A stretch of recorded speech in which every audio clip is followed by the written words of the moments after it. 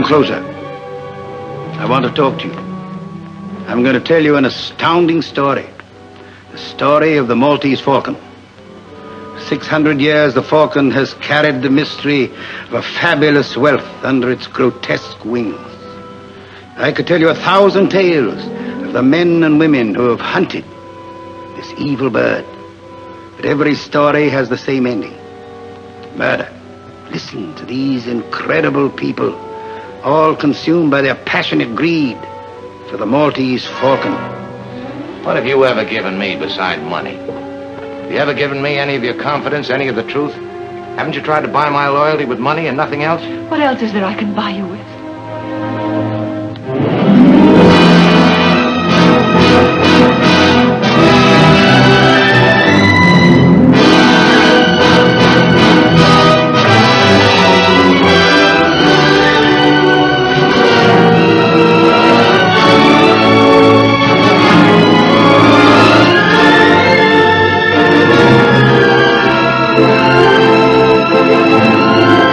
Who loves who? I won't play the sap for you.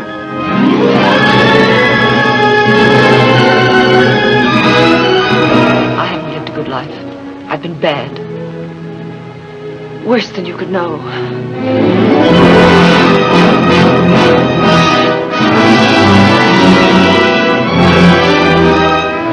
We were talking about a lot more money than this. There are more of us to be taken care of now. Well, that may be, but I've got the Falcon. You may have the Falcon, but we certainly have you. I've taken all the riding from you I'm gonna take. Get up and shoot it out. Stop it, the police will be here any minute. Now talk. Oh, how can you accuse me of such a terrible... This isn't the time for that schoolgirl act. We're both of us sitting under the gallows.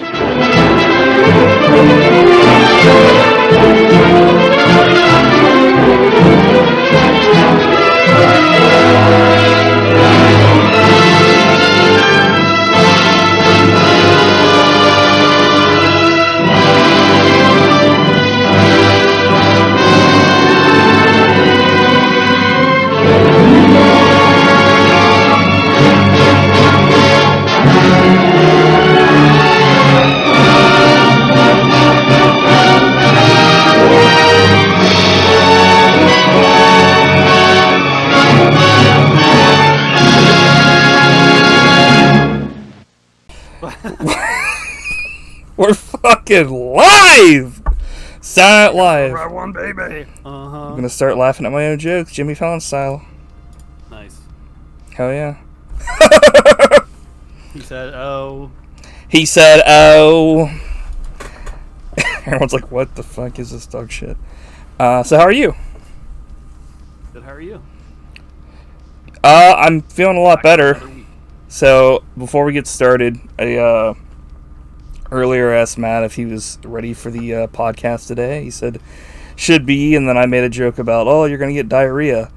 And then guess who fucking got sick right after that? I actually threw up. Jesus. I got sushi today, and I don't know. I don't think it like agreed with me. Yeah. And I was just like, where from? I've had it. Gas station. No, I've had it from this place before, and it's just up the road in Mason, or not Mason, on Thomasville, but like, it was just, yeah, I was fine, and then like 3-something hit, like right before 4, and I was like, you know what I mean? You get that feeling, you're like, oh man, I'm like feeling like really not great, and I started getting hot, and I was getting the sweats. Yeah, and then yeah, but I'm here for the podcast, and I just thought I'd share that little tidbit because that's what happens when you make a joke about somebody else being sick. You get fucked. So don't get fucked. Oh, I fucked up again. Just kidding. So this week, as everybody can see, we are in glorious black and white for this week's feature film, The Maltese Falcon, in black and white. So I can't believe you beat me in picking a black and white movie. I know, right? Doesn't seem right. Doesn't seem right if it ain't black and white. Yeah, well, I'm assuming you had one already lined up that you were going to throw down eventually. Yeah, I was literally, my next pick was going to be another black and white movie. Oh. The 50s, but we'll save that for another day. We're not going to watch it right now? No. Holy shit. So, yeah, I guess, are you ready to get into our first segment that we like to call Near News? All right. So, go ahead, sir. My body is ready. My body is ready. Reggie Fils-Aimé presents. My nerd news is the Matrix 4 trailer came out this week. 2 of them. You have a trailer. Yeah, it was like the teaser. The one you sent me, The Matrix in 2 days. I was like, Watch the trailer in 2 days. I watched it today. Stupid jerks. Did you watch it today, I'm assuming? Yes. Like during work? You like blared it and everybody was like, fuck! So what'd you think? I'm looking forward to it. I mean, it gave me some... It didn't like cool offend me vibes. when I watched it. I was like, Yeah. this looks like some good action, and I wasn't like, holy shit, this looks like a fucking cartoon. Like, it was very like... I think when you were talking about how, like, it's literally kind of like Matrix 1 all over again. Yeah, I mean, pretty much looks like the Yeah. Neo and Trinity become resurrected somehow and go through the, Yeah. process all over again, which for a movie like The Matrix could be very interesting. So Yeah. I mean, I'm looking forward to it. especially after all the convoluted bullshit that they tried to do in, like, the later half of 2 and into 3. It was like, Right. dude, just simplify Yeah, this shit. when I first heard they were making another one, it's like, What? that'd be like making a sequel to Star Wars. Like, they pretty much wrapped it up in Return of the Jedi, didn't they? Why would they do that? Apparently not. Because just like Star Wars, they remade the first one. Or the fourth one, I guess I should say. Or shouldn't say. You decide. So yeah, it comes out on Christmas, so I'm sure we'll do an episode on it. I'll be like, thanks, Santa. I'll be like, take me Be like, away. thanks, Satan. Holy shit! Let me tell you something, dude. Fucking, I got nothing. So I actually just watched the Sony thing that happened at 4 o'clock, like the live, their press, well, not press thing. It was like their like little thing where they showed off a bunch of games and stuff. So I'm gonna run down like the trailers that I saw here. I was gonna talk about Picard, but nobody wants to hear that bullshit. We've talked about Picard way too much on this already. All you gotta know is they're still doing it and nobody cares. So, first up was Knights of the Old Republic. They're doing a remake of the first game, I guess. Or maybe it's... I don't know which one it is, but it showed, like, Dark Revan or whatever. So I thought that was pretty legit. And then... Let's see, what is... The next one was... this game called Project Eve, which looked kind of weird. It was like a Devil May Cry, but, like... with like Cthulhu monsters that like the people were fighting, which I thought was pretty cool. And then they had a trailer for a game called Forspoken, but it starts off in the real world, and then like this person gets like brought into this like fantasy world, like Final Fantasy kind of thing. And I thought it was going to be like the setup for a new Final Fantasy, but it wasn't. But like this person like can do all these awesome, like, they use like magic and like, but they use magic to like, swing around and do spells and stuff. Then the next one was Rainbow Six Extraction. Nobody gives a fuck about that. They're making an Alan Wake remake. Grand Theft Auto 5 again. Like they're bringing it to PS5. No one gives a fuck. Actually, I've kind of been waiting for PS5 to play that game. Dude, don't fucking give them money for that shit. Really? Yeah, Nah. dude, Rockstar games suck. Didn't you play that game all the time? I played online with like Wisey and a bunch of people, but I never really liked the single player. It was also just something to like pass the time, like as far as online goes. But I owned... Sounds like the pot calling the kettle black. Not really. Explain yourself. I called you out. No, explain yourself. I'm gaslighting you right now. I'm gonna gaslight Batman your ass. Gatlight. I'm gonna gatlight you. Blow me away with a gat. Fucking Sam Spade. I'm gonna fucking blow you away right here on the podcast. You gonna slap me around a little bit. Yeah. When you're gonna get slapped and you're gonna take it. See? Did you say there was a Rambo game earlier? Did I miss that? No, Rainbow Six. Oh, Rainbow. Rainbow Six, Extraction, who cares? Guardians of the Galaxy game, Vampire the Masquerade game. They had like this game that was shown off that was like something called Deathloop. It looked very like a BioShock kind of game. Then they had like a small little teaser trailer for like a guy sitting at a bar that he like beat up all these guys, and it's like turns out to be like Wolverine. It's being made by like Insomniac, who they're pretty much like Sony exclusive, so they've done like Ratchet and Clank and like the Spider-Man games, and then they did like a Marvel Spider-Man 2 with Venom like right after that, like a trailer, and I was like, holy shit, dude, like this will be pretty good. Gran Turismo, which I didn't give a fuck about. It's like, who cares? But their trailer was really weird though, because they just used some weird like classical like Castlevania music, and I was like, huh? But the last trailer, the game they really showed off was God of War Ragnarok. So this is supposed to be like the conclusion to the whatever it's called, Norse version of God of War. But I didn't play the last one. I actually did. It was pretty okay. Yeah, I mean it looked good. It was just after all the other God of Wars, I was like, God, I'm sick of these shitty games, dude. Like, it's like, how many more of these can they do? Like, and not get anywhere. It's like Halo. It's like the story is not progressing. There's like more people are coming out of the woodwork to fight this one guy. It's like, fuck off, dude. And then they want, it was like Kingdom Hearts. They would go back and make more. You know what I mean? Like, actually, this happened after this, and this happened after this. I'm like, when the fuck is he ever gonna get to kill fucking, what's his face? When is Mario ever gonna murder Bowser for the, like, once and for all? Or Joker. Cut his head off. When's Mario gonna kill fucking Joker? Is what I want to know. Do you think that Mario would make a good Joker? It's like, eh.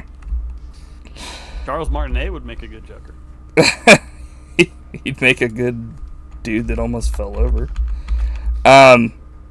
Cool. So do you have anything else to say for yourself after gaslighting me? Nope. I got it. Got it in my gaslighting. I'm gonna light your own gas after Skyline. Okay. So now Extra juicy. Extra juicy. So you ready for the next thing that we're gonna talk about here? You mean recommendation? For some reason, you're not all the way up at 200%. There we go. Hopefully that'll help.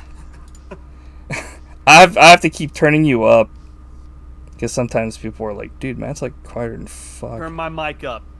Turn my mic up. Turn my headphones up. Take the bass line out. No, you don't have to. I'm like, turn up his fucking his mic so he can defend fucking Grand Theft Auto being released on PlayStation 5. Okay. You go ahead. Recommend. Okay.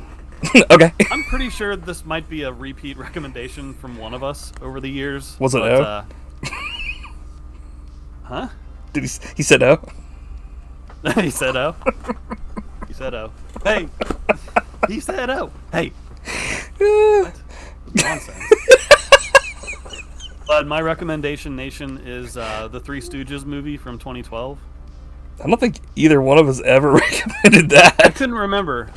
I think we've talked about it before, but I don't think we've ever recommended it. Yeah.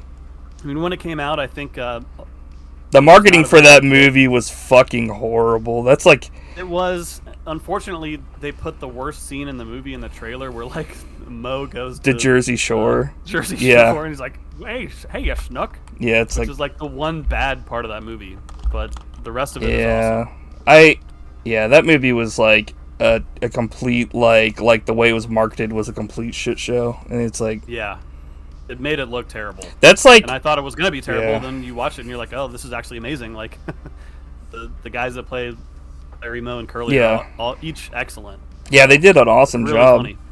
That was it was weird because they did that, and then they like when they were having the guest host, they had him go on WWE, and I'm pretty sure we've talked about this before, and it's like they got crazy. booed like a motherfucker because it was like I love the Three Stooges, but that's like not the crowd for the Three Right. Stooges, so it's like it's just they made a bunch of stupid decisions. They were like dress up like the Stooges and go to Six Flags, and like fucking the trailer looked like shit, and like yeah, it's like okay. Cool, good job. It's just And then marketed bonus like points shit. for Larry David as a nun. Yeah, Steals the show. yeah. He's like one of the only celebrity. He was like I think the only celebrity in that movie that actually worked. Like Yeah. he didn't. I don't know. Like him and Bill Murray's like brother. Yeah, they rip his armpit hair out. Yeah. And he's like we're gonna need 50 big ones, and he's like 50 boogers. He's like dollars, you idiot. I was just like, but it's like that's the kind of like people that would like be super serious and play out the Stooges, but like then you have like other people that were like, I don't know, they would treat the Stooges like shit in a way that would make you be like, I don't know, like Sophia, Right. whatever her name is, like she's pretty good in like Modern Family, but like in that movie she was horrible. She was just annoying. Yeah. I felt, but yeah, It's really good. Anyone who enjoys silly comedy, check it out. check it out, man. So I guess I would have to recommend that if you are a wrestling fan, speaking of wrestling, because we just talked about it a few minutes ago while I was being gaslighted, that you should check out AEW. Pretty much like, I don't know, they're the only ones right now I feel like that I give a fuck to even watch, because I went to a live show recently and they had like CM Punk and Daniel Bryan, and like all these people are starting to sign there and leaving WWE because WWE is like not, I don't know, it's been going downhill for like years. But it's like the last time that we watched happening in WWE. wrestling, Mike? Yeah, the last time that we watched it was when I think me, you, and Nate saw Undertaker lose to Brock Lesnar, whenever the fuck that was. Like 6 or 7 years ago now. Yeah. Because that was you guys came over, and then that was the last time we ever watched wrestling, I think. And that's pretty much like, even then, it was like that was pretty much like the highlight. Because I can't really remember anything else that happened on that pay-per-view, you know. So, but yeah, they actually like, I don't know, for the most part, all the stuff they have happening on the shows I don't know, it's just kind of interesting.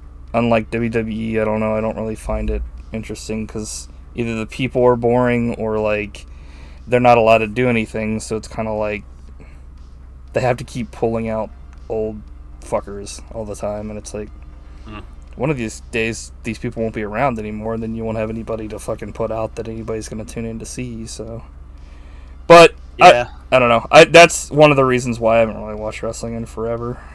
I used to watch WWE all the time, and then it was just like boring as fuck. So That sounds cool, man. yeah, it was legit. I do have one non-recommendation though, sadly, and it's the Hot Topic Black Heart Curse Nail Polish. It's fucking chipping like a motherfucker on my fucking fingers. This is bullshit. This is the worst thing that's ever happened to me. Well, I expect nothing but the top quality from Hot Topic. I know, dude, their shit sucks dick. I used to go there all the time, but then, like, I don't know, I started, like, being like, wait a minute, their shirts are, like, fucking made of dog shit. I'm like, Last what? time I went in there, I asked them where their CDs are, and they punched me in the face. You're like, where's your CDs? Where are your fucking soundtracks to Grand Theft Auto 5? Like, fucking told you to get the fuck out. Like, get out of here, you old bastard. They're like, get out of here, you fucking idiot. Unless it's coming to the PlayStation 5. It's coming out November 24th. I'm just like, Okay. So, let's get on to the weekly topic here. So I'm going to slap you around and you're going to take it. So this week we're talking about the Maltese Falcon. This is a movie that I've actually wanted to watch, like, ever since I heard about it and stuff, like, forever ago. Mm-hmm. But it's, like, never, like, got around to just sitting down and watching it. So, I guess I'll just go ahead, like, talk. This is, like, the little thing that I found on it. I'm like, there's only a little bit of information on this film. It's kind of, small. But this is by far the oldest movie we've watched on the podcast. It came out in 1941, and it was written and directed by John Huston in his directorial debut based on the 1930 novel of the same name by Dashiell Hammett. And then I guess they also did a 1931 movie of the same name. But this one stars Humphrey Bogart as private investigator Sam Spade, Mary Astor as his femme fatale client, Gladys George, Peter Lorre, Sydney Greenstreet co-star, with his with this being his last film debut role. Oh wait, no, with the last appearing in his film debut. Okay, I was like, what? He made his last debut. They fucking blew him away right afterwards.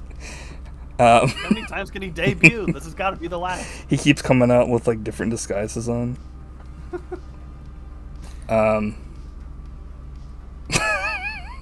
His fucking film debut is fucking... He's Sydney Greenstreet. He's Sydney Red Street. It's what? Like, that was like the young guy that was like a little dickhead.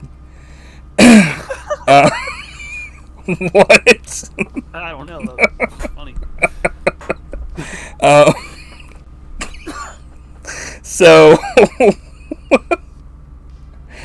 I don't know, right off the bat, the credits were like only a minute. And they got it all over with at the beginning of the movie, and I just, like, wanted to stand up and fucking applaud. And they had an opening crawl. I know, right? Yeah. Well, they kept it like short to a degree. I actually wrote all this down, so everybody get in the mood here, because in 1539, the Knight Templars of Malta paid tribute to Charles V of Spain by sending him a golden falcon encrusted from beak to claw with rarest jewels. But pirates seized the galley carrying this priceless token, and the fate of the Maltese Falcon remains a mystery to this day. So that's kind of like the setup of this film, which is kind of interesting because you don't even learn that that's what this whole movie's about until like 30 or 40 minutes into it or something, or maybe like 20, because they don't even talk about it. It's just like some other shit happens first, and then What'd you think? I like you have always wanted to see it but never got around to it. Yeah, this movie is like, it's so weird because this movie is literally from a different era. It's like you watch 80 years old. You watch it and it's like nothing. Obviously, like, if you're making a detective movie, a lot of the stuff that you see in this is, like, has been passed down, but, like, the way... It's like some of the older movies we have seen, like, even the 70s films, it's like this is of a different era because it's shot completely different, but it's not to the degree where, like, I don't think it's, like, they hang on shots too long, like some of the, like, 70s films we've seen, but it's like there were a couple of times where like people would leave a location and then come back to that same location after one scene. Yeah. Which was like is something that like I feel like would never happen today, but it's only not like this isn't a complaint. This is just kind of like talking about the way that this film was made compared to the way that films are not made these days. Like they're made completely different. So yeah, and it's funny you mentioned that because Roger Ebert pointed that out, and he pointed in his review. He points out that I guess there's a 7-minute shot in this movie, And he was like, "Did you notice it? Probably not, just because you're so wrapped up in it." And I was like, "Yep, I didn't notice that." But that's awesome. He's like, "Oh, fucking 7-minute shot." Oh, fuck off. I'm like, how dare So you? yeah, I thought this movie was really good. I enjoyed it a lot, and it's funny because I just recently watched Casablanca for the first time too, also starring Humphrey Bogart, and was very disappointed in that. I thought it was pretty underwhelming. These are like kind of his big things that I saw. Two of his biggest movies, but man, he's kind of boring in Casablanca, but he was awesome in Maltese Falcon. Man, it was a great character. Yeah, I've never seen Casablanca, but It was kind of a. there's always something that was kind of, I guess. I don't enjoy movies from this era quite as much because they had that code in place where they couldn't really, like, they had to water everything down and they couldn't show violence and didn't have profanity and stuff. So it makes for a lot of like watered down, boring movies. But I think Maltese. Without a fuck word, Matt can't get his rocks off. I know. Every night, Matt has to have me all the time. fucking ring him up and text him fuck, and then he's like, oh. Then you can go to sleep happy. I like tuck you in with a blanket that just says fuck on it. You're like, no, I know what you mean. It's weird because his partner gets fucking killed, and there is like blood on his head, and I was kind of surprised that they even showed that. I was not expecting them to even show that. You know what I mean? I was like, what? That happens within like the first minute or two of the movie, Yeah. and I laughed out loud because it was just like so out of nowhere. Dude, holy fuck! That was like, what the fuck, like. It's like cut to a dude standing like in an alley or something. He's like, hey, let me. He's like, I'm trailing this person. A gun gets pulled on him, and he's like, ugh, or he's like, huh, fuck, and fucking shot, dead. Oh, okay, well that guy's dead as fuck. I actually had like a note about that where it was like, I was like, Archer is gonna get destroyed. Holy fuck! Right after this scene, they waste no time. He gets plugged. Yeah, I wrote Archer comedically shot. He didn't do any flips down the hill though, sadly, but he did do like fucking. He went down the hill like 100 times. So something that Should have done some flips, like some bullet time, like slow motion. Yeah. Then I could be like they ripped off the like this movie ripped off the Matrix. Well, one thing, this movie did rip off Star Trek. What about Dix? I know, right? Dix and Hill. Hell yeah. What were they thinking? What were they thinking? What a bunch of fucking buffalo diarrhea dog shit. Fucking, yeah, so people, back in the day would, like, roll their own cigarettes with a pouch of tobacco, because, like, it happens, like, 20 times in this movie. Yeah, that was pretty cool. Rolling a Did blizz it make on. you want to roll your own cigarettes? No. Because I don't smoke cigarettes, but I guess I could roll one for someone else and have them smoke it. Or roll one in a film. But it was cool though.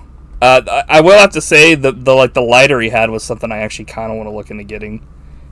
Oh yeah, I thought the exact same thing. I was like, whoa. Yeah, because I didn't even know. So like what he uses is a Ronson touch tip turret lighter.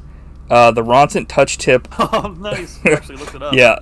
Octet table lighter was made between 1935 and 51 by Ronson Art Metalworks, based in Newark, New Jersey. And this is actually the first iteration of this style of lighter, and it's a pre-World War II model.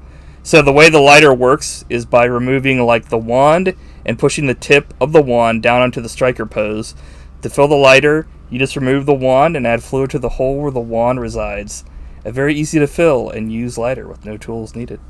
It's really cool because like the first time he used it, I was like blown away. I was like, wait, what? Yeah, so cool. I was like, well, I was also like, it's the best of both worlds. It's you don't have to fuck around with being afraid a match is gonna burn your hand, but it's a match that burns up like to a certain point, and it's like refillable, and you can use it indefinitely without having to worry about like the one thing I don't like about like the torch lighters, is it's so easy to like just burn the fuck out of something you're lighting, like a cigar or something.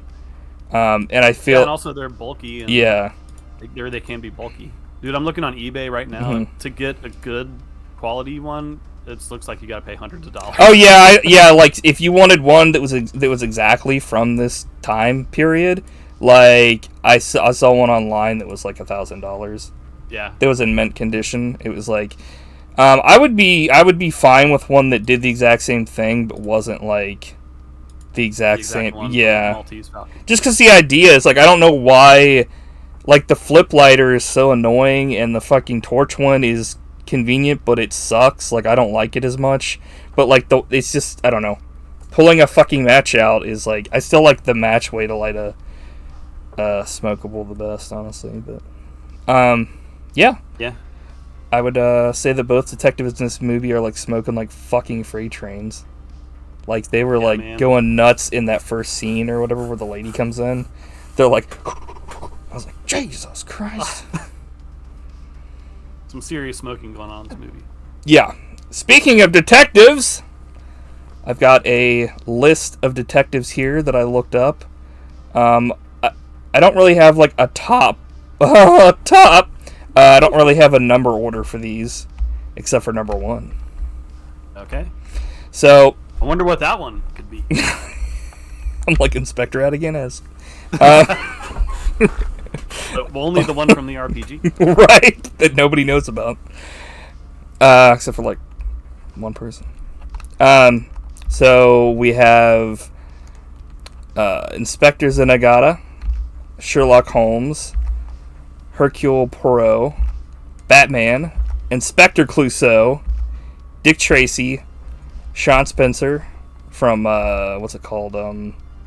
Psych, Adrian Monk, Thomas Magnum from Magnum PI, Jim Rockford, Jessica Fletcher, Matlock Pipecock, fucking Wishbone, and the number one, Wishbone? like the dog. Oh. Who's Wishbone? And the number one detective, at least in my eyes, and this is no joke, is Columbo. Nice. Is there anybody you think I was missing there? Right in. Dixon Hill. Although he was pretty much just a ripoff of Sam Spade.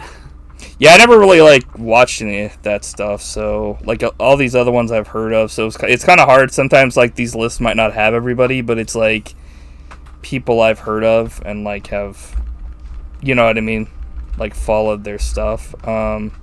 There's a bunch of other people I'm leaving out too. I mean, like anybody from like manga or anime or like a animated thing. I was just trying to think. There's only so many, like, you know, there are so many detectives out there though. I mean, like, essentially. Did you say Sherlock Holmes? Yeah, he was one Holmes of the and first. Watson? I would actually say Holmes from Holmes and Watson if I was going to say a detective in that from Holmes and Watson. Which that's actually kind of interesting. There's so many different. I mean, that makes sense though. I mean, Sherlock Holmes is like, there are so many different like versions. I think that is that in the public domain, Sherlock Holmes, or I'm not sure. but Nobody knows. there's no way anyone can look it up.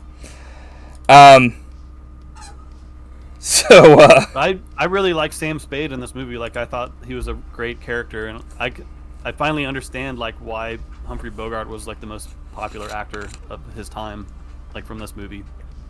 What did you think of him?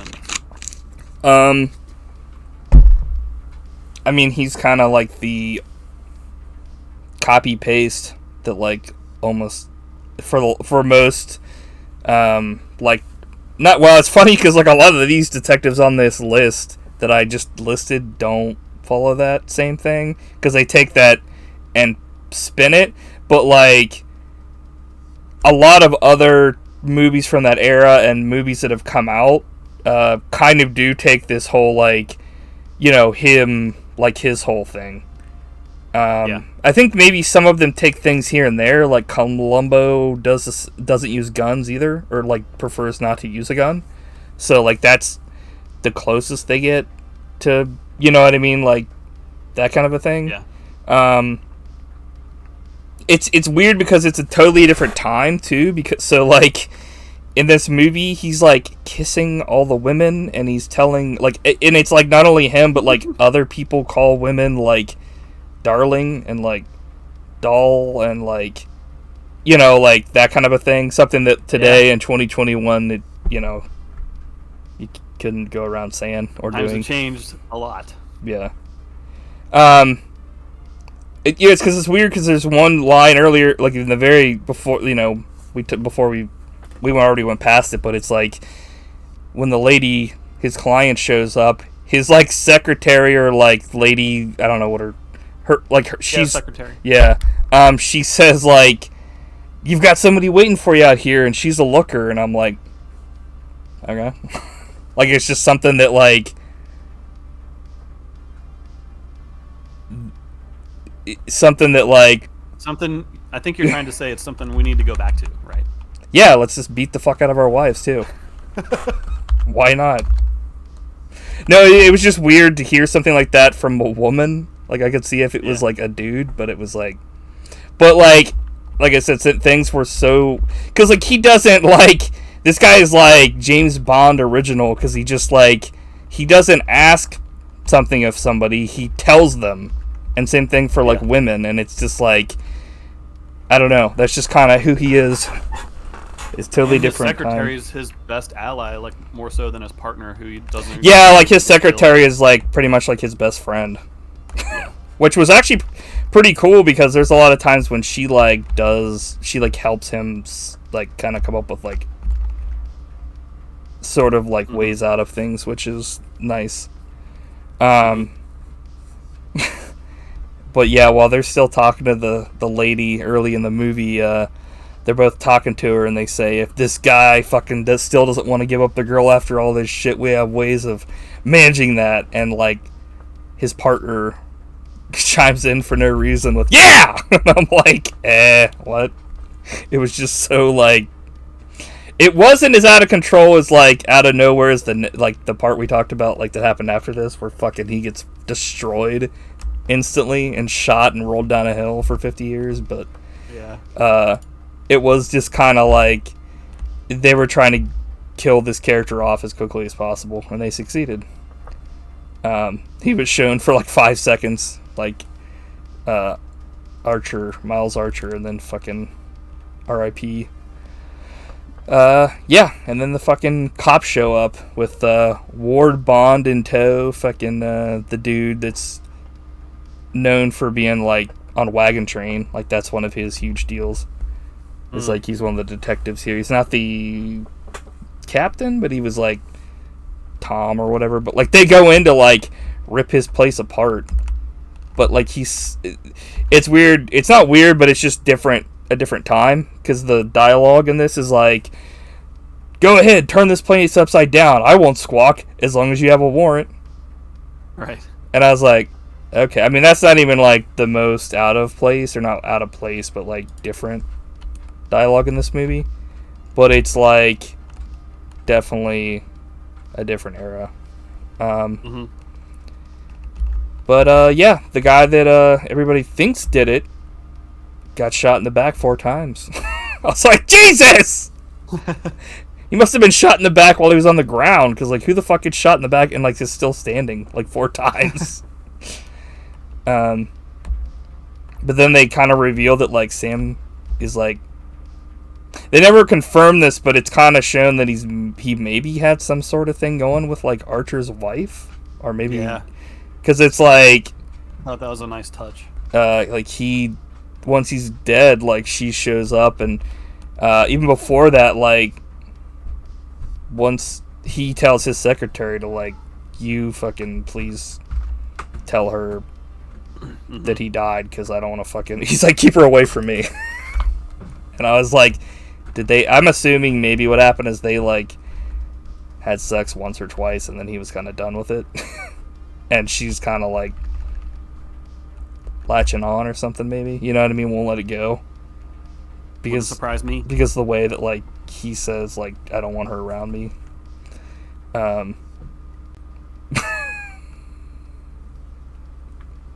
Wouldn't surprise me. But also, it was kind of like, as soon as he's dead, it makes you think that maybe, like, they do a thing where they make you think that maybe, like, Bogart, like Sam Spade, did have something to do with it, because he's instantly like, take all this Archer, Miles Archer shit off, and, like, you know what I mean, like, just have my name on here. Scrape his name off the window. Yeah, like, all that stuff. And, like, there have been parts where, like, once he goes to the scene of the crime, he's like, after, with all the person's faults, man, like, they've got to have good stuff about him too, right? And he's just like, I suppose. And I'm like, Jesus, did you, like, hate this guy or what? But it doesn't seem, I don't think he, like, hated him. He just didn't, like him all that much. Like, it he didn't like him and probably yeah. had a thing going with his wife. Yeah. But he has to follow the code to find out who killed his partner, even if he didn't like him. The code of bullshit.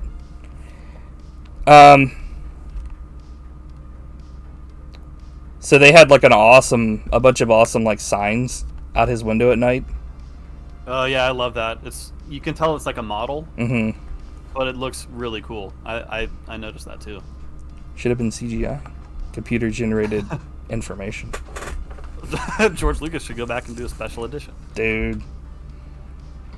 Also, the poster that we have up for the podcast right now, that fucking doesn't happen in the movie. Like, he does not shoot people with two guns. Because I've seen multiple posters that, like, show that, where it says, like, a story as explosive as his blazing automatics. Like, he doesn't fucking do that in the movie. Like, he doesn't, like, mow anybody down. Like, he doesn't even fire a gun once, does he? I don't think so. No, it's just like... I'm looking at it right now. What is this, like, hard-boiled? Like, that's ridiculous. Yeah, like, well, that's the thing, though, is because I watched the trailer, too, and the trailer kind of makes it seem like that's gonna happen. I'm like, dude, this is fucking false advertising like a motherfucker. I guess they did that even back in the day. Yeah. Oh, yeah, for sure. But, I mean, it wasn't like...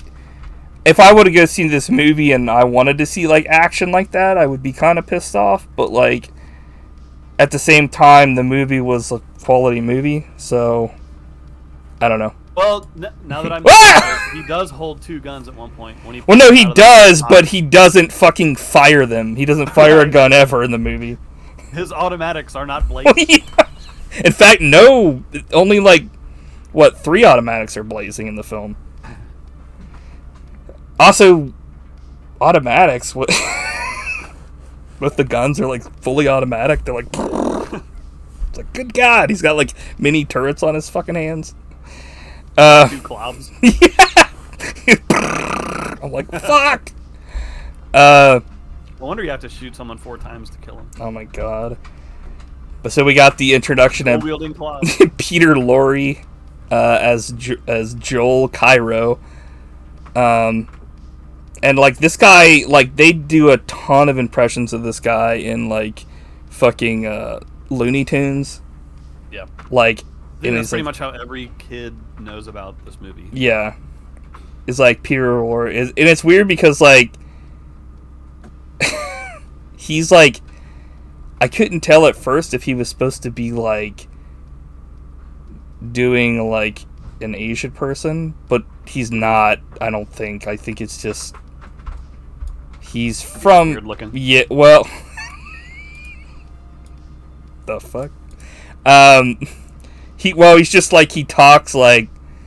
His accent at first I thought was maybe him putting on some, like, I don't know, some sort of, like, Asian accent or, like, trying to do something like that, but it's not. But it's, like, I don't know. I think he's maybe more from, like, actual, like, Cairo than he is from anywhere else, if anything. But, like, his name is Joel Cairo. But, yeah, this part... He's German, and he was right. Jewish, so, like, he escaped Germany, like, before Hitler rose to power. So, like, holy crap. The luckiest man of all time. Yeah. But he doesn't do a good job of escaping the ass whipping that happens. Because he holds up Sam and disarms, and then, like, fucking, he gets disarmed and he gets knocked the fuck out. Like, It was pretty funny how Bogart after like that, beats he gets the his gun fuck out of back. him. Yeah, no, yeah. him up I again. was like, this is like the sign of a totally different era, because like he got held up, knocked out Cairo. He wakes up. They talk for a bit, like no big deal, like they're actually like friends and acquaintances. And then he asks for his gun back. And then as he's leaving, he holds him up again, and Sam Spade just laughs, and then he actually searches the place anyway. And I was like, I'm not complaining, but this, like, what's the point of this? Like, it was just kind of like, What the? it's like there were a bunch of stuff like that, like somebody would leave, and then, like I said before, like earlier, where like somebody would leave a location, there would be one scene, and then like they would go back to that same location. And I'm like, and not like I'm like, this is stupid, but it was like I said, it was like a different era, a different time, or whatever. Like, I don't know. And that leads me. Let's get into Roger Ebert's review, because he pointed that out, and he said to describe the plot in a linear and logical fashion is almost impossible, and that doesn't matter. The movie is essentially a series of conversations punctuated by brief, violent interludes. It's all style. Which, I mean, that's kind of my takeaway from this movie is just like there's some really cool characters, and Sam Spade is like one of the ultimate badasses. Yeah. And you just see him go to work. Like, go to work. 2 stomps now, y'all. Yeah, I'm sure that, like, did he say anything 2 about slaps now, y'all. how awesome he loved it that it was in black and white? Or did he even mention it? No. Shocking.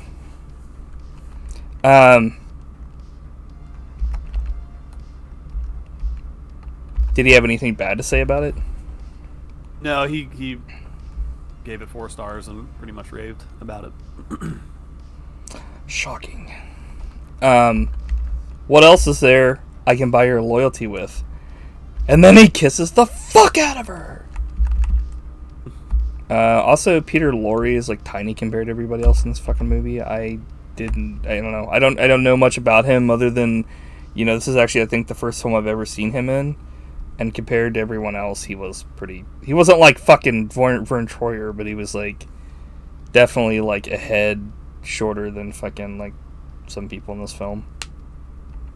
Yeah, I think I've only ever seen him in M, which is the movie where he plays a child killer, and he was really creepy in that. He plays a child that kills. A child that kills men. Child of men. You know, stuff goes down and Peter Lorre pulls a fucking gun. Sam Spade disarms him and he says, one of the most ridiculous lines I've ever heard. This is the second time you've laid hands on me. And I was like thinking like, yeah, this is like the third time you pulled a fucking gun on him. Like, Yeah. and then like another ridiculous line, when you're slapped you'll take it and like it. I'm like, huh? What the fuck That was a you? good one. Okay. Like, no, what? He could take it, but what the fuck? I'm like, I like it! It's like, what? Maybe Sam Spade's like a masochist or something. I'm not gonna stop slapping until you start laughing. Yeah, it's like, I'm like, this is bullshit. They're like holding back what's her name, and fucking the dudes are like, that's no way to act, and she's just like throwing fucking legs at Peter Lorre. Is that when she kicks him? Yeah, that was like the That made me laugh out funniest loud. shit in the movie. She's not messing around. Yeah. There's lots of hitting in this movie. Yeah. There's like guys hitting each other and girls hitting each other. Speaking of which, there's a thing that Matrix stole off of this movie again, is fucking Dundee throat punches Bogart Neo style. Yeah. And I was cracking the fuck up. It wasn't as stupid as the one in Matrix where it's like punch and then you like extend your fucking hand. Yeah, that's always so stupid. So everybody in this movie is wearing like a fucking bent ass fedora in this hotel. It's like no damn joke. Like, people are wearing these fedoras and they've worn them for a long time, you can tell, because they have them bent the way that they like them. And it's like, man, everybody used to wear fedoras and they were awesome before like neck bearded assholes ruined it. So this was back when like fedoras were worn by men and not fucking man children. So Sam is offered a cigar here. Tried to find out what kind it was. I couldn't find anything online because the problem is there's a brand of tobacco called Maltese Falcon. And that, like, kind of cock-blocked me. If anybody knows, let us know. But I would be very interested to see if like acid. Well, also I didn't see them cut their cigars, so they could have been like really cheap cigars or something. You know, maybe they were. I think he bit it. I couldn't tell, but I think he bit the end off of it. Don't fuck with me. Yeah. There you have it. Fuck, I have nothing to say. He said yeah. Hey, at least you didn't say oh. Shit. Hashtag fuck me. This Casper Gutman guy doesn't trust a man if he doesn't have this same personality that Sam Spade does. I'm like, huh? Like every fucking thing he says, he's like, Matt, do you like pickles? Like, do you like pickles or not? Yes. Ah, well, see, I agree because I don't trust a man that fucking doesn't like pickles. What about mustard? Yes. So, once again, I wouldn't trust a man that doesn't like mustard. It's like fucking kiss my ass, dude. That reminds me of It was just weird. One of the Bengals' old coaches who got fired was talking about like how he judges draft picks based on if they know how to shake a bottle of ketchup or not, and everyone was pretty much like, what? You're fired, dude. What a stupid thing to say.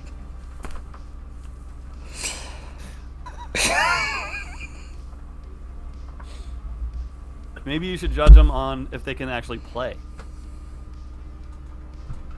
I don't trust a man who doesn't know how to shake a bottle of ketchup. I don't trust a man that doesn't know how to play. Did you like how the huge fat guy was named Gutman? Yeah. I was like, okay. What the fuck, dude? Like,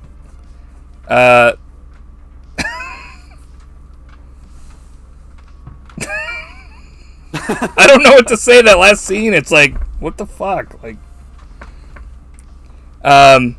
holy shit. Freaking Humphrey Bogart goes insane. He, like, throws down a little cigar onto the carpet and then completely smashes the fuck out of the glass he's been drinking out of. And he says, he'll kill the dude that came into the room if he doesn't tell him. But then he, like, leaves the room and is, like, was bluffing the whole time. And was, like, smiling after the fact. It was all an act! Yeah. But, like... That was a good touch, how he's, like, pleased with himself. But it's like, what if that dude had just blown him away?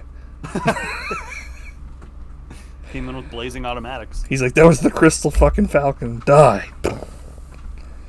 I would have to take a time out here to say how awesome the dialogue is in this film. At this point in the movie, I've just been kind of like watching it and being like, it's like a lot of stuff like movies like The Thing where like, because later on in this movie they have like a scene where it's literally at the end of the movie everybody's just in like, I think Sam Spade's like house, or not house but his apartment where he lives, all just like chilling and like they're all talking and pretty much it's like the dialogue in The Thing where they're all, it's like a 20-man acting contest, but like not trying to fuck over each other, just like dialogue delivered well. It's like, I don't know, this kind of a thing like is like a slow build, but it reminds me of like anytime I've seen like a really good play, it's just like comes off like, and it's even at the end of this movie they like they once again bring up like the credits and it's like the players, so it's like the same thing they do in a play where it's like they take the actual acting like seriously, but like I don't know, like not to like shit on like movies these days or be like, oh, this movie was better than any movie ever made after it, but like they just had like there were certain things in this film that like I don't know, I felt it was nice to see. I agree, it's cool to see a movie that's like driven by great dialogue and great acting, because that's more rare now, like kind of like Tusk. Okay, I'm shutting this podcast down. Everybody, thanks for coming. Matt, what's your pick for next week? Tusk 2. Tusk 2. The Revenge. Yoga hosers. Yeah, I agree. I mean, it was awesome, and it was just highly entertaining to watch. Yeah, just like Space Jam 1. Ugh.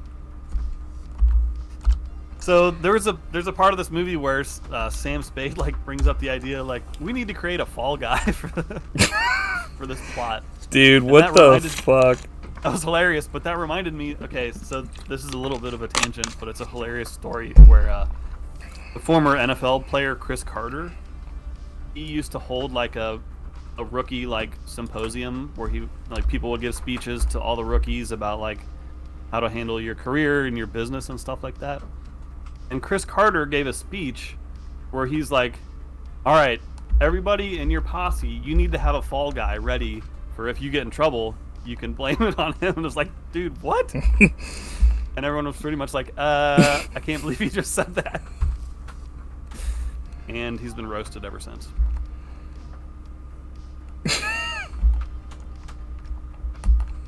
Like, yeah, you know you're saying this in public, right? So,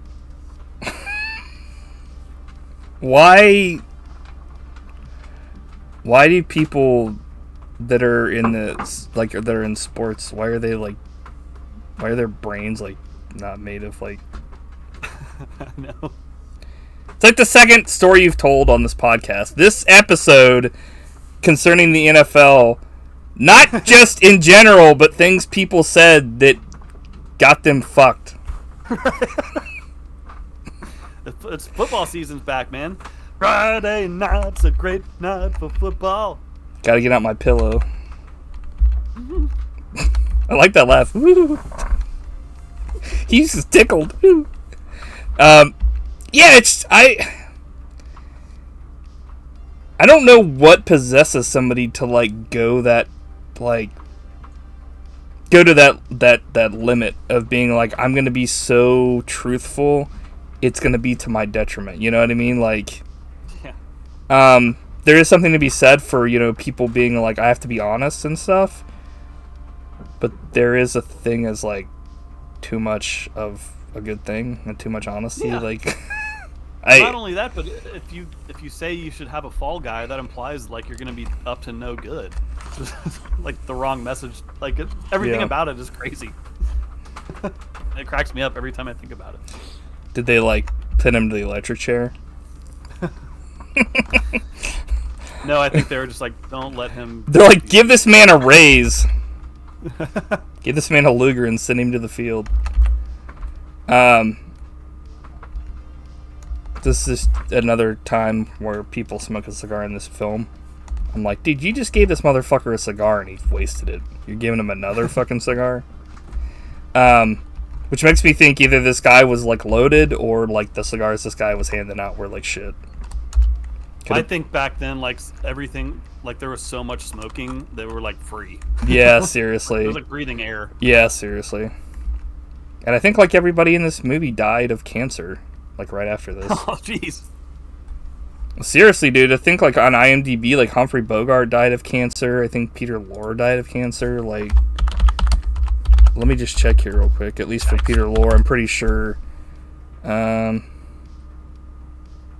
He's only 59. Peter Lorre, like when he passed away, like it's like holy shit.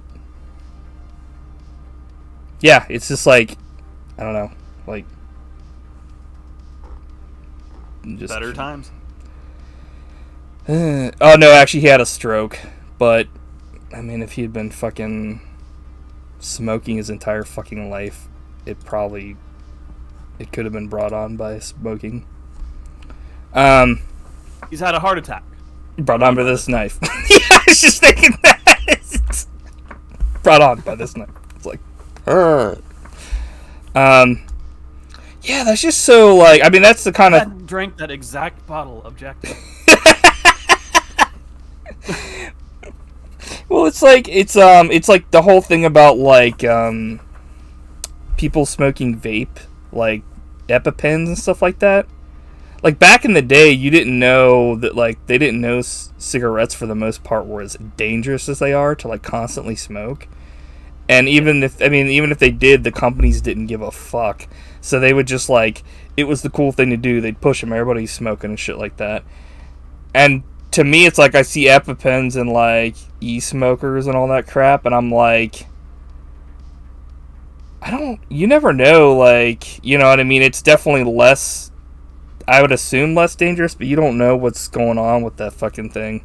You know, it's like smoking through a fucking electronic device. So, anyway, that's my little thing on e-cigarettes.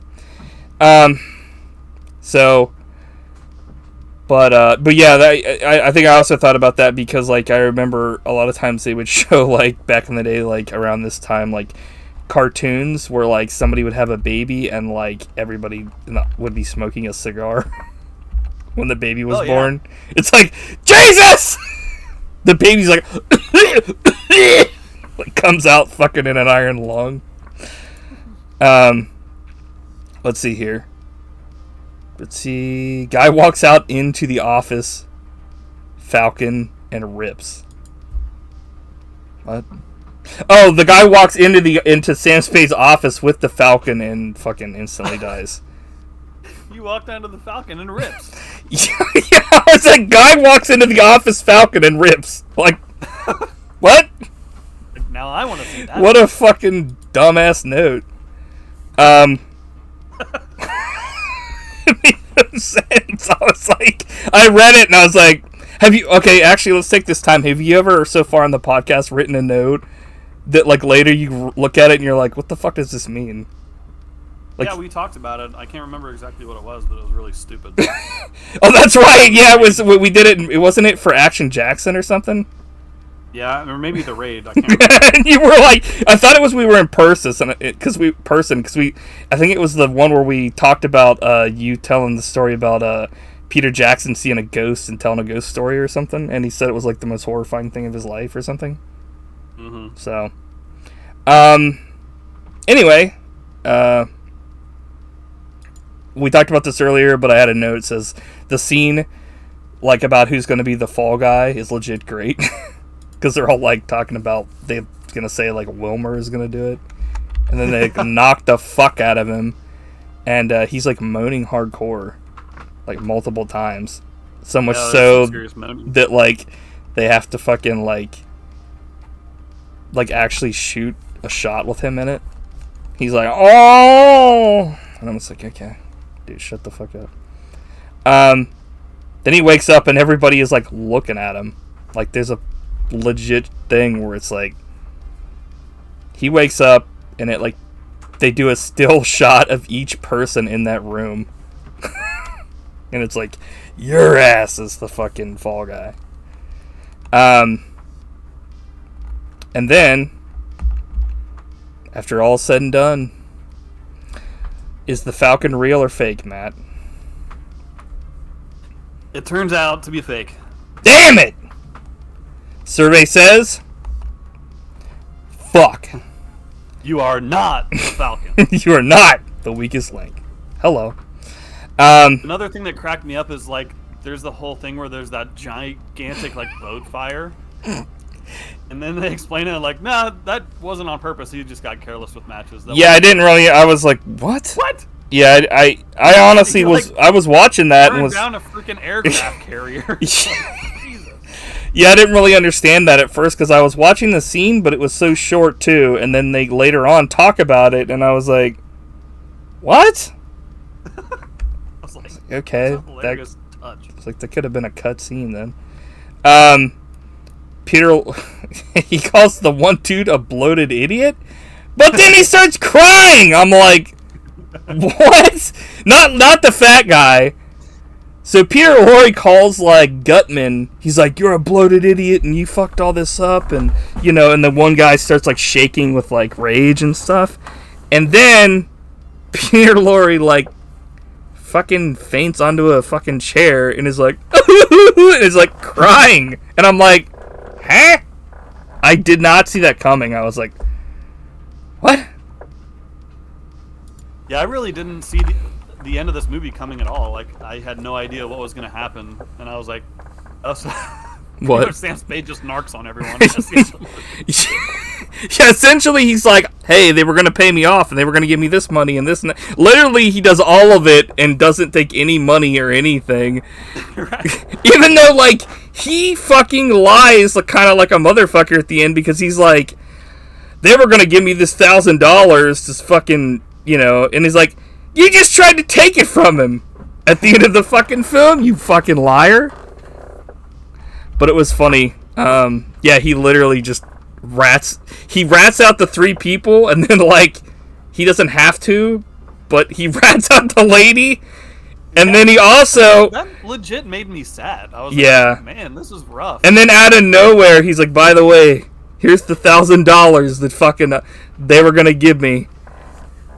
And, like, nobody had to know about the $1,000. Like, he just fucked himself over. But I think we kind of talked about that, where, like, he, as much as he doesn't come off like he has, like, a code, at the very end of the movie, it's shown that he, like, kind of is, like, a really stand-up, like, really good guy. Like, yeah, he's not. You think he's, like, a piece of shit kind of sometimes in the movie, because you're like, this guy's kind of, like, a low-down turd. But, I feel like he kind of, like, shows that, like, he actually did have, like, he did have, like, a motive for everything he did, because at the end of the movie, like, he even gave up that $1,000 he didn't have to give up. And that, like, woman, like, he turned her over. He could have just said all 3 of them did it. But he was like, Yeah. hey, fucking, I wouldn't be able to live with myself if I fucking didn't, like, you know, turn you in for my fucking partner's murder, and then also this $1,000. I'm like, damn, dude. Yeah, let me read the line, because this is, like, cold-blooded. He's like, I hope they don't hang you, precious. But Yeah, I was like, when he said that, I was like, I'm going to send you over. The chances are you'll get off with life. That means if you're a good girl, you'll be out in 20 years. I'll be waiting. If they hang you, I'll always remember you. well, the part where he said life is 20 years, I was like, come again? It's totally different from now, where, like, life is life. Not only that, but it's like, I forgot that, like, hanging was a thing. Because, like, now it's just lethal injection. And before that, it was, like, electric chair. Right. So, but yeah, hanging was still a thing. I was like, what? But yeah. Hang that woman. Yeah, I was like... Dude. Yeah, I was like, Jesus, dude, chill the fuck out. All she did was kill some asshole nobody liked. You killed Miles, and you're going over for it. I was, like, cracking up when he said that. I was like, what? Going over? Oh, yeah, the part... Okay, so this part, actually, I was like... This is just like when Peter Lorre was like, how dare you? He was like, you're going over for it. And she's like, how could you do this to me, Sam? I'm like, how much fucking hubris do you have to say that? You think you're, like, fucking the one that's screwing me over? I'm like, you fucking killed him! Like, she committed a fucking murder, and is like, I can't believe you fucking do this to me. And I'm like, hey, you fucking don't want to do the time, don't do the crime, bitch. But, yeah. It's just how it is, man. You're going over for this. Air in the air. So, I think what everybody wants to know, Matt, is... how do magnets fucking work? Hey, and I don't want no scientists lying to me and shit. Getting me fucking pissed. You know what I think is a miracle? Long neck giraffes. As opposed to short neck giraffes. Yeah. They call them stretch nuts in my book. I'm like, God damn it. We should do a whole podcast that's just our inside jokes and nothing else. It'd be the most nonsense thing ever. Yeah, and then we just explain all of them so the buddy boys can be in on the phone.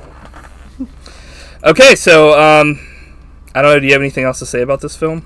Well, I wanted to ask you about the final line, because I didn't really understand it, because they were like, oh, yeah. Falcon, and he's like, it's the stuff dreams are made of, which is one of the famous lines from this movie. Yeah. What did you think of that? How did you interpret that?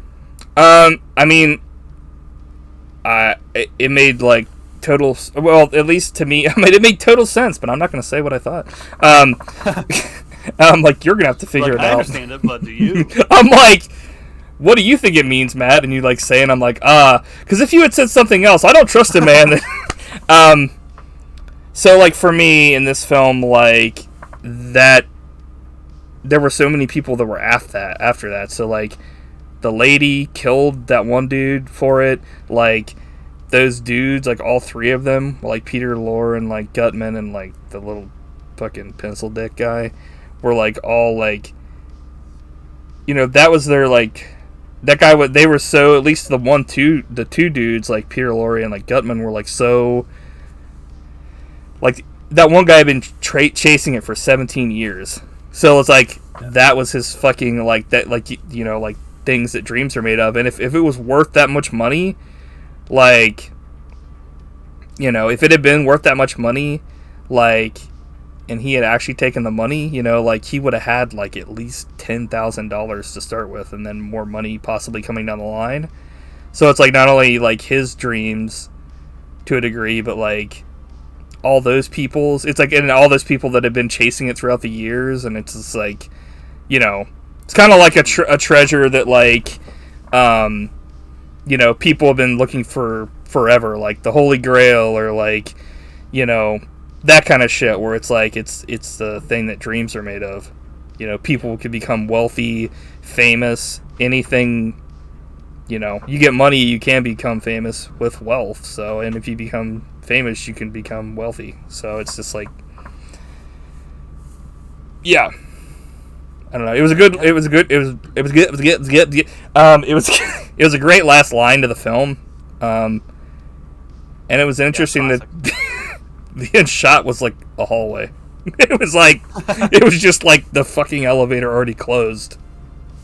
The end. Yeah, but they did the classic, you know, and then you see Warner Brothers putting out fucking Space Jam, like the new one. It's like how far they fucking fallen.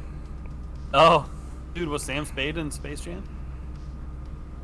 Yeah, he was the ball. He went over. Oh, fuck, I don't know, man. Jesus Christ, I do not want to watch that film again to find out. I guess I could like look it up, but who gives a fuck? I think it was just like, to me, it's like you go from a movie like this with Warner Brothers to they put their name on fucking Space Jam, yeah, A New Legacy, and it's like it goes from like wonderful acting in the time that it, you know, in this time or any era, to acting takes a backseat. Yeah, all it is fucking popcorn on your eyes, like. Or wait, popcorn? What? All it is like eye candy. I mean, popcorn on your. Popcorn on all it is fucking popcorn on your eyes. 17 years I've been fucking waiting. Everybody who's done me wrong or fucked me over is gonna fucking feel it all tonight. It's like popcorn on your eyes. What the fuck are you talking about? I was like, listen, you gotta have a Fall Guy, okay? I got popcorn on my eyes, people. I'm like, this is Fall Guy's manifest. This is the man that's taking the fall for this shit he's going over, people. Gentlemen. I'm like, you know your Patsy well.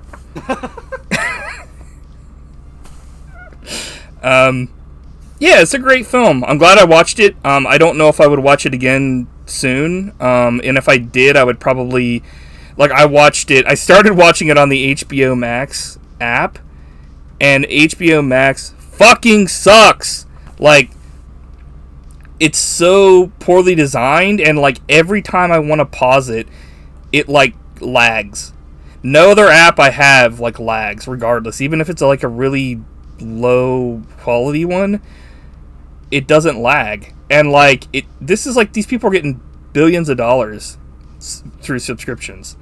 It's just it's not right. And so I said, well, fuck that, and I just rented it on Amazon for like $3.99.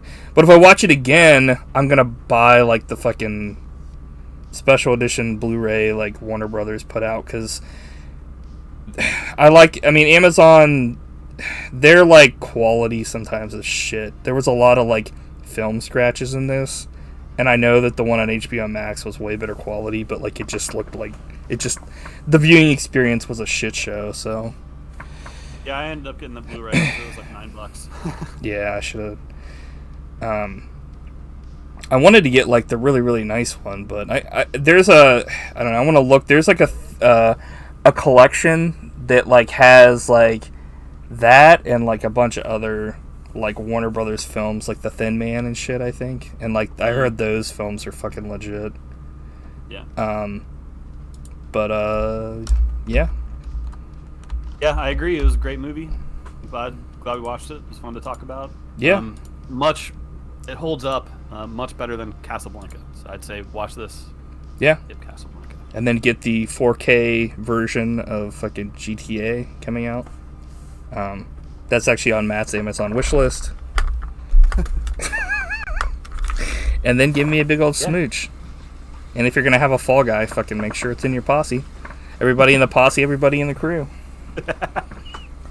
It's like, fuck off. Like, this is what we do. Fall. This is what, everybody in the posse, everybody in the crew. It's like, what if somebody's like, if they're in the posse, why? People that are in the posse like fucking take the fall, but people in the crew don't. Yeah. So there's like one guy in the posse, and everybody else is in the crew. One guy in the posse, everybody else in the crew. It's like, fucking what's this guy's name? Fucking Wilmer. He took the fucking fall like a little bitch. That was actually kind of sad because there was a part where he's like kind of like tearing up, like in the film, you know what I mean? Oh yeah. And I was like, I don't know, man.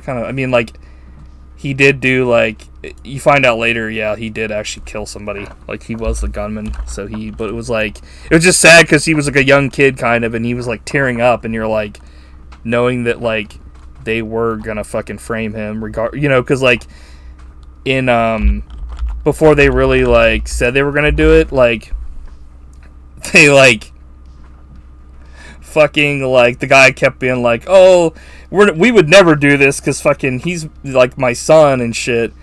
But what would you do how would you do it? And I was like, okay, this fucker's getting like framed like a motherfucker. But yeah. Do you have anything else to say for yourself? I mean, for the movie? Nope. As usual, perfect podcast. Yep. No mistakes. Nailed it. Hell yeah. This time you are correct. Usually you're fucking full of shit. Usually I fuck something up. But this time I made 0 mistakes! Or did I? So Matt, answer for yourself. What are we going to watch next time? Alright, next time we're going to watch... Wait! Let me guess. Do you got a hint for me? It's a Japanese movie. Is it a Godzilla movie? Nope. And it's this is gonna be a hard one to guess because this is like it's from a series, Okay. a Japanese series, but it's kind of a compilation of all the best parts of the series that was formed into its own movie. Okay. Or is it animated or no? Nope. Okay. Is it like part of the like Old Boy Lady Vengeance shit? Hmm. Do you think I've even heard of this before? Probably. Gentlemen. It's a series of movies that's based off of a big manga series. And it's older. It's from the 70s. Kind of surprising. I maybe haven't heard of this. This isn't like. Have you heard of the Lone Wolf and Cub series? Oh, okay. Yeah. Because the movie we're going to be watching is Shogun. Has nothing to do with that. I'm like, what? So it's called Shogun Assassin? Yes. it's awesome, and I think you'll love it. Came out in 1980, it says. Yeah. Okay, so we'll be watching this in next week, and then we've got 2 weeks left in the month for our for this week. Or wait, what? Hold on. We've got next week. I'm fucking done, dude. So next week we'll probably do it on Thursday as well. But then we've got 1 week left before our October spectacular, where we're going to be reviewing 2 movies every fucking podcast. Whoa, more like Shocktober. I know. Can you believe it? It shocked me. So we're going to have one lucky random podcast thing that we're going to pick out of the hat for next time. For the 24th. We'll probably do our, yours on the 16th. We'll do the 24th, and then we'll do, 24th. What am I fucking smoking? Coming. 25th. September 24th. 25th. And then October 2nd, we're going to start with the two a week. So I guess I should probably start, we should start finalizing the order in which we're going to watch these. So that's behind the scenes stuff. You guys don't have to worry about that. You just got to tune in and have fun. So I guess until next time, Matt, what's your last words for this? My final words are, Buddy Shotz is the stuff that dreams are made of. Yeah. Goodbye. Hello. Goodbye. Thank you. See ya. Thank you, sir. See you guys. Peace.